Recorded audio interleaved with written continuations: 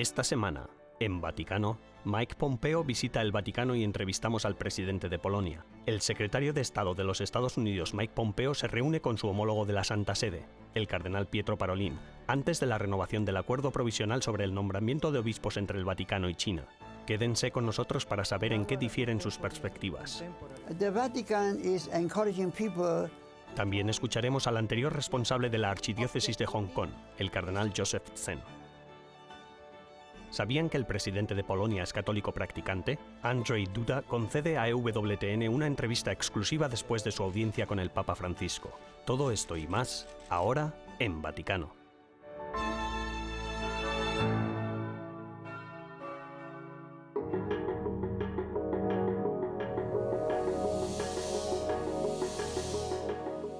Las relaciones entre China y el Vaticano fueron el centro de atención cuando el secretario de Estado de los Estados Unidos, Mike Pompeo, visitó Roma a finales de septiembre. Su apretada agenda incluyó diversas reuniones de alto nivel en el Vaticano, así como un simposio sobre la libertad religiosa promovido por la Embajada estadounidense ante la Santa Sede.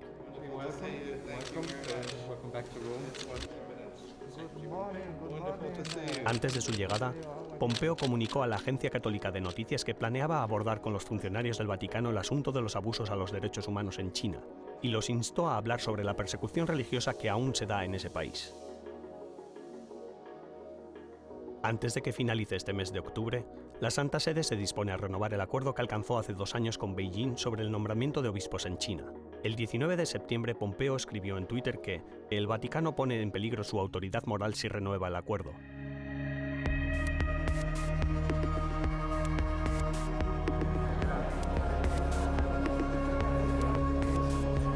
En el simposio del 30 de septiembre sobre la libertad religiosa que tuvo lugar en Roma, Pompeo llamó a cada líder de la fe, a cada hombre y mujer de fe, y también a la Santa Sede, a afrontar la persecución religiosa en el mundo. También declaró que el futuro de la libertad religiosa depende de ese testimonio.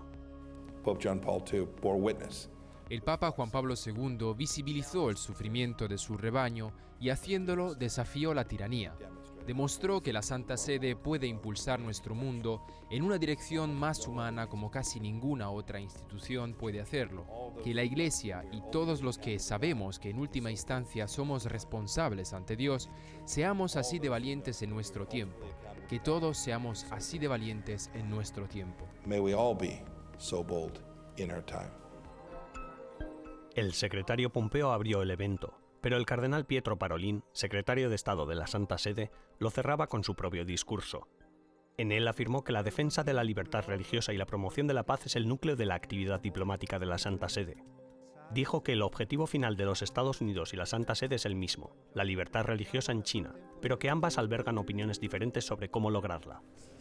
Respondiendo a los periodistas, el cardenal dijo que la Santa Sede ve en el acuerdo provisional con China una contribución a la libertad religiosa. Estamos a favor de la política de pequeños pasos y creemos que cada resultado, si no se distorsiona, aunque no sea definitivo, aunque al principio no parezca haber proporcionado grandes frutos, es un paso adelante hacia la consecución de una mayor libertad religiosa. Parolin también dijo que la reunión privada que iba a mantener al día siguiente en el Vaticano era el mejor foro para debatir las diferencias de opinión. El 1 de octubre, los 2 secretarios de Estado se reunieron en el Palacio Apostólico del Vaticano.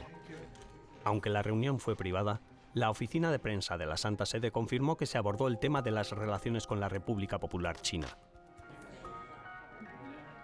¿Pero qué hace que el acuerdo provisional entre la Santa Sede y China firmado en septiembre de 2018 sea tan controvertido? Parte de la culpa la tiene el secretismo con el que se ha mantenido el texto original del mencionado acuerdo. Se sabe que tanto China como la Santa Sede tienen voz y voto en la aprobación de los nombramientos de obispos católicos en China, pero no mucho más. Desde que se firmó el acuerdo hace 2 años, los críticos sostienen que no ha habido grandes avances en el nombramiento de obispos. Todavía hay muchas diócesis con sede vacante. Sus defensores, por el contrario, esperaban que el acuerdo trajera una mayor unidad entre los católicos que pertenecen a la Iglesia autorizada por el Estado, la patriótica oficial, y los de la Iglesia clandestina leal a Roma. El cardenal Joseph Zen es uno de los que sostiene que el acuerdo ha dejado a muchos católicos clandestinos sintiéndose abandonados y traicionados. Afirma que no se puede confiar en el gobierno comunista de China. El exobispo de Hong Kong se refiere a las directrices pastorales que se publicaron tras la firma del acuerdo provisional.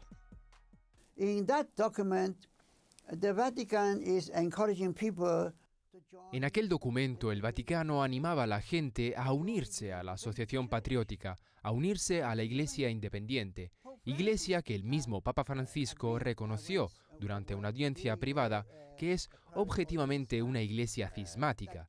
De hecho, me sorprende mucho que ese acuerdo apenas haya tenido repercusión, de modo que decidí escribir una carta a todos los cardenales. No recibí mucha respuesta. Considero que es terrible porque la iglesia clandestina, solo por permanecer fiel a la iglesia católica, ha sufrido tantas cosas durante tantos años que hoy en día se les invite a rendirse es terrible.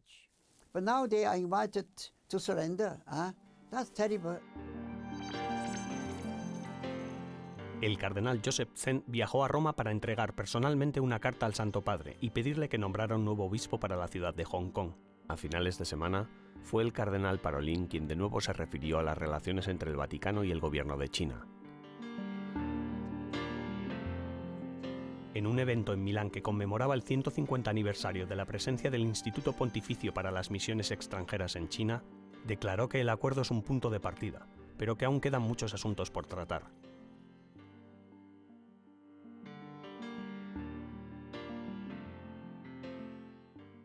El acuerdo del 22 de septiembre de 2018 se refiere exclusivamente al nombramiento de obispos.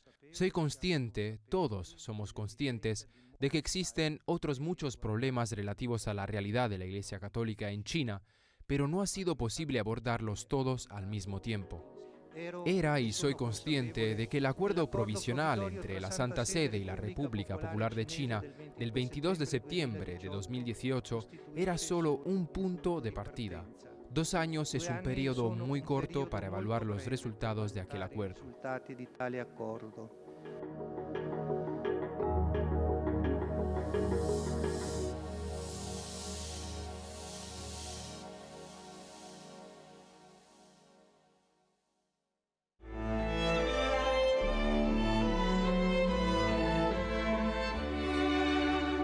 En breves instantes regresamos con más en Vaticano.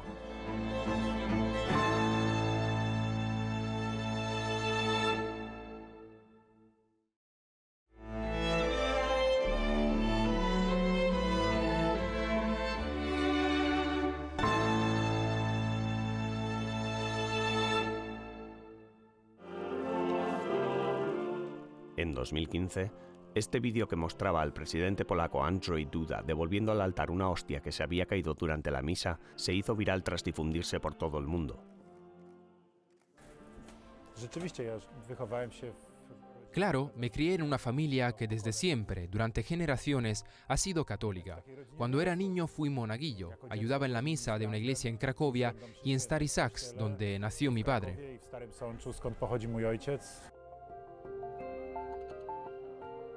No es ningún secreto que el presidente Duda tiene una fe católica muy fuerte que no solo practica en su vida personal, sino que también procura vivirla coherentemente en las políticas por las que lucha. Usted ha hecho de la defensa y promoción de la familia tradicional una parte importante de su programa en Polonia. Hoy mismo ha tratado el asunto de la promoción de la familia con el Papa. A principios de esta semana participó en una marcha por la familia en Polonia. Si nos fijamos en su política, está usted constantemente defendiendo la familia, y lo hace frente a la Unión Europea que a menudo habla mal de Polonia precisamente por defender esos valores. Es otra forma de pedirle que asuma el derecho al aborto, que defienda el matrimonio entre las personas del mismo sexo, u otras cosas de esta índole. ¿Qué cree usted que la Unión Europea le está pidiendo, tanto a nivel personal como en calidad de presidente? ¿Y cuál es la respuesta de Polonia?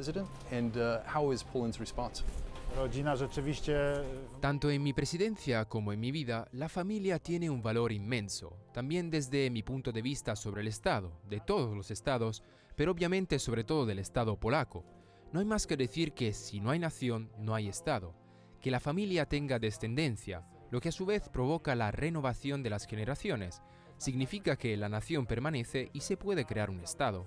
Así pues, si alguien se considera un patriota polaco, si alguien piensa que Polonia debe seguir existiendo, que nuestra nación debe permanecer, entonces no debe haber duda de que la familia tiene una importancia vital en todo esto.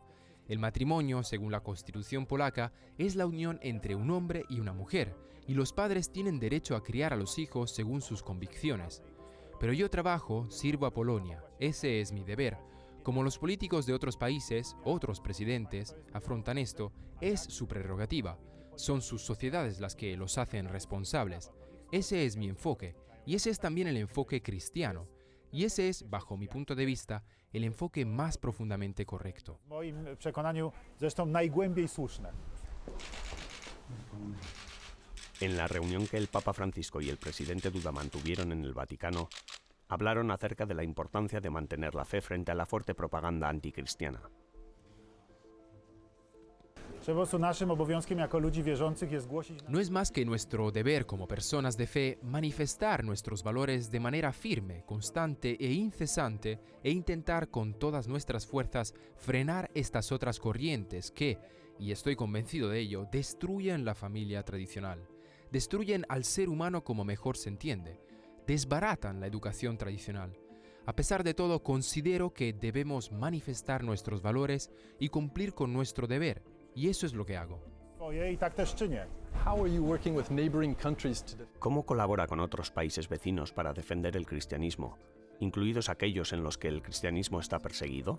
Wielokrotnie także w Parlamencie Europejskim uczestniczę. En numerosas ocasiones he participado en la aprobación de varios actos de carácter declarativo, pero también legislativos en el Parlamento Europeo. Actos relativos a la defensa de los cristianos, especialmente a los que están en peligro en el Medio Oriente y también al sudeste de Asia. Hay muchos lugares como estos en los que la gente está siendo perseguida por sus creencias religiosas, y a día de hoy en Polonia, mientras yo sea el presidente y estemos gobernados por la coalición Derecha Unida, seguiremos prestando mucha atención a eso.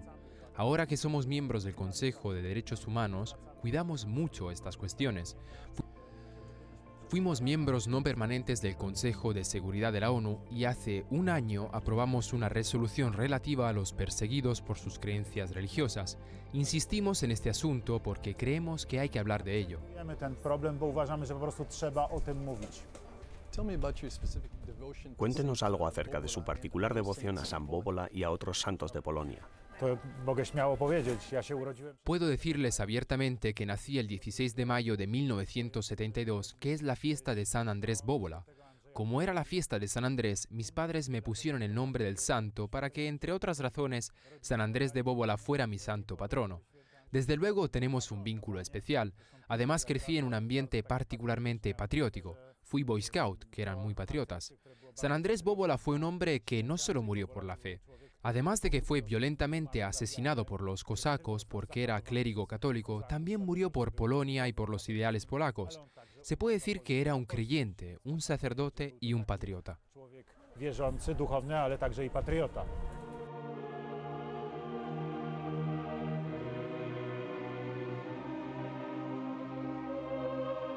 De duda, el Vaticano también tuvo como motivo el centenario del nacimiento de Juan Pablo II, quien durante su pontificado desempeñó un papel fundamental en la política polaca.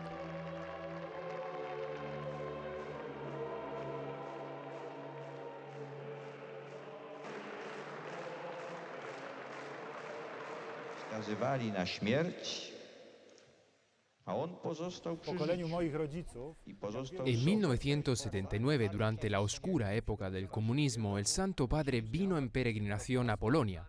La gente se reunió y el Papa vio que eran millones, vio que millones de aquellas personas compartían la misma fe y pensaban igual. Todas aquellas personas estaban escuchando lo que el Papa estaba diciendo en ese momento. Y ese fue el comienzo de los cambios en Polonia.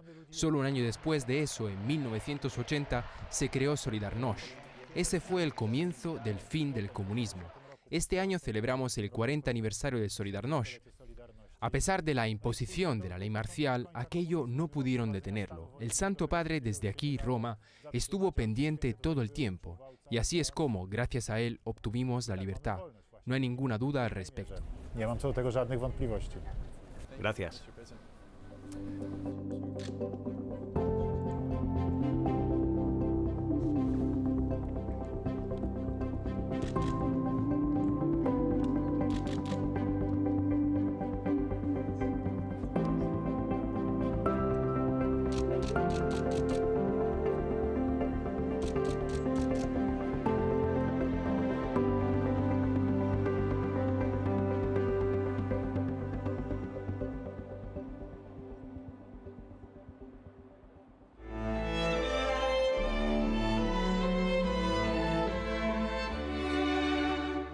Tras una breve pausa, regresamos con más en Vaticano.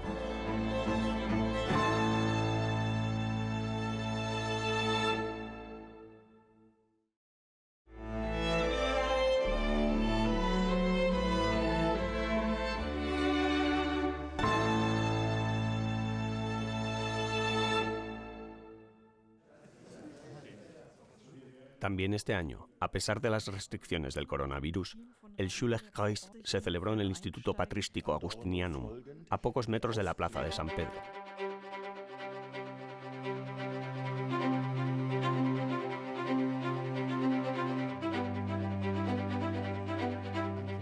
El Schülerkreis, que en alemán significa Círculo de Estudiantes, es una reunión anual de estudiantes graduados en teología que continúan la teología de Joseph Ratzinger, el maestro que más tarde sería elegido papa, tomando el nombre de Benedicto XVI.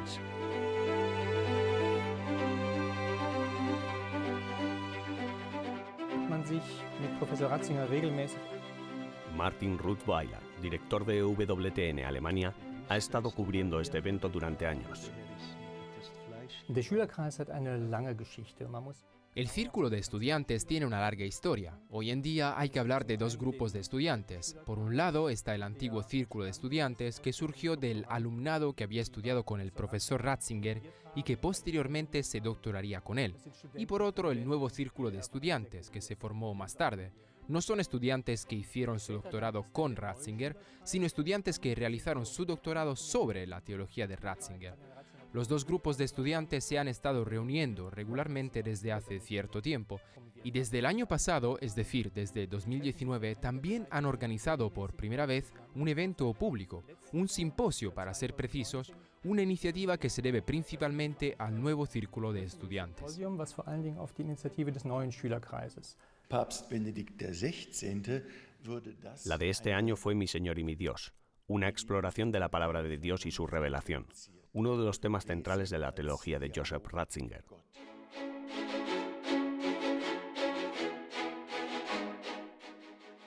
De hecho, el joven padre Ratzinger, como teólogo del Segundo Concilio Vaticano, jugó un papel sustancial en la redacción de la Constitución dogmática del Concilio Dei Verbum. Rothweiler dice que vale la pena descubrir ese tema. Ich glaube, diese öffentlichen Tagungen, dass es zum ersten Mal öffentlich ist. Creo que el hecho de hacer que esta conferencia sea pública tiene sobre todo el propósito de mantener viva la teología de Joseph Ratzinger y darla a conocer a un público más amplio, porque uno puede ver, especialmente en Alemania, que los trabajos y la teología de Ratzinger han sido poco estudiados, de hecho han sido incluso descuidados.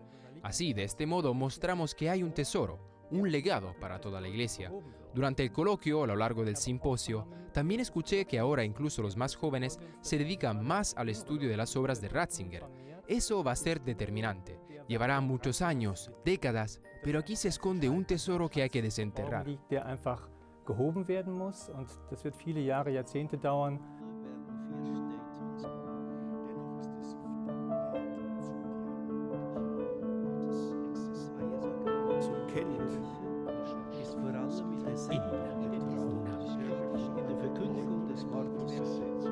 Uno de los discursos más importantes del simposio fue el realizado por el cardenal Wölki, abordando de manera resuelta el delicado tema que ahora divide a la Iglesia alemana, el de la realidad de la vida, que algunos teólogos toman casi como una tercera fuente de revelación. El cardenal Wölki analizó en profundidad ese concepto, también con vistas a la vía sinodal que existe en Alemania, y cuestionó lo que en realidad hay detrás de ese concepto de realidad de la vida y cómo debe ser interpretado. Ich bin gerne bereit, Estoy dispuesto a entablar un diálogo sobre las realidades de la vida. Lo que no estoy es preparado para hacerlo en contra de la tradición viva de la Iglesia. Eso distorsiona la palabra de Dios, hace imposible el diálogo con Él, diálogo que debería llevarnos a nuestra verdadera felicidad y alegría. Bloquea el camino a la comunión con Dios. lo que impide que nos convirtamos en la persona que verdaderamente se supone que somos y queremos ser. Así que tal vez la respuesta a muchas de las preguntas que surgen de nuestras realidades de vida es que nuestra realidad de vida debe ser moldeada mucho más por la palabra de Dios antes que nuestra comprensión de la palabra de Dios por nuestra realidad de vida. von unserer Lebenswirklichkeit. Este claro estilo de defender la revelación fue expuesto por su maestro, el cardenal Ratzinger, el Papa emérito Benedicto XVI, quien aún está muy presente en sus mentes. Besondere Atmosphäre, also diese hohe Wertschätzung des Lehrers.